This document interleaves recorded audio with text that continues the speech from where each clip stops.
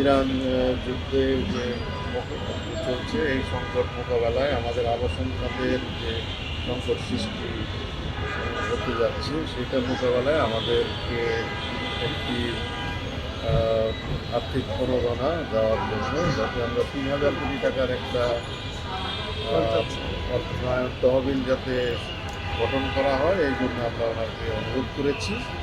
এর পাশাপাশি আমরা আমাদের মধ্যবিত্ত নিম্নবিত্ত যারা দীর্ঘমেয়াদী সিঙ্গেল ডিজিট সুদে যাতে ঋণ বা ফ্ল্যাট বাড়ি ক্রয় করতে পারে, সেই জন্য তাকে অনুরোধ জানিয়েছি।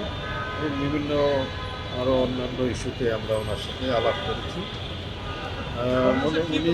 উনি বলেছেন বিষয়গুলো ব্যবস্থা নেবেন। আমাদের যেহেতু সংক্ষিপ্ত মিটিং ছিল, উনি এই বিষয়গুলো তাকে যেহেতু আমরা আমাদের পত্র আকারে দিয়েছি, আমাদের প্রতিটা বিষয় উনি দেখবেন এবং পরবর্তীতে উনি এই বিষয়ে আমাদেরকে আশ্বস্ত করেছেন আমাদের এই ইস্যুগুলো উনি দেখবেন। যে আমরা যে হোম লোন, যে আমাদের যারা ক্রেতা তাদেরকে সিঙ্গেল ডিজিটে করার জন্য, কারণ এটা একটা স্পেশাল, আপনি জানেন যে অন্ন বস্ত্র বাসস্থান এটা সংবিধানের মৌলিক চাহিদার একটি অঙ্গ।